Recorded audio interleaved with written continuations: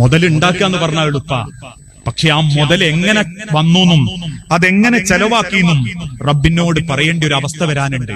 അന്ന് റബ്ബിനോട് പറയേണ്ടി വരും ഓരോ ഉറുപ്പിനെ പറ്റിയും. അതുകൊണ്ടാ ഹബീബായ നബി തങ്ങൾ പറഞ്ഞതും, പണക്കാരൻ സ്വർഗത്തിൽ പ്രവേശിക്കുന്നതിന്റെ 40 കൊല്ലം മുൻപ് പാവപ്പെട്ടവൻ സ്വർഗത്തിൽ പ്രവേശിക്കും. കാരണം എന്താ? അവനത്രേ പറയാനുണ്ടാവും. ഞാൻ കഴിഞ്ഞ ദിവസം ഒരു കുടുംബ പ്രശ്നത്തിൽ ഇടപെട്ട്. എന്താ വിഷയം എന്ന് ചോദിച്ചാൽ, മരിച്ച വാപ്പ 4 മക്കൾക്കും വീടുണ്ടാക്കി കൊടുത്തിട്ടുണ്ട്.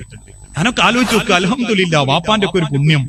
4 മക്കൾക്കും 2 പെണ്ണും 2 ആണും എല്ലാവർക്കും വീടൊക്കെ ഉണ്ടാക്കി കൊടുത്തിട്ടുണ്ട്. അവസാനം മരിച്ച വാപ്പാന്റെ പേരില് ഒരു വലിയ പ്രോപ്പർട്ടി ഉണ്ട്.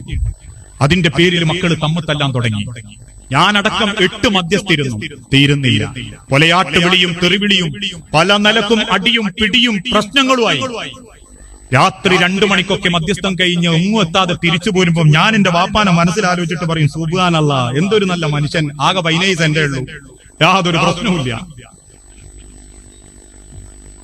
ഈ മുതലിന്റെ പേരിലുള്ള ആർത്തി മനുഷ്യന് തീരുന്നില്ല. അള്ളാഹു പറഞ്ഞ മാതിരി ഖബറിൽ എത്തുന്നവരെ. ഈ പറഞ്ഞതിന്റെ അർത്ഥം പടച്ചോൻ തന്നതൊക്കെ മോശമായി പോയി എന്നല്ലോ. നല്ലുള്ളവരും നല്ല നിലക്ക് കൊടുക്കുന്നവരും ഉണ്ട്. സമ്പത്ത് നല്ല നിലക്ക് വാങ്ങുന്നവരും ഉണ്ടാക്കുന്നവരും നല്ല നിലക്ക് കൊടുക്കുന്നവരും ഉണ്ട്.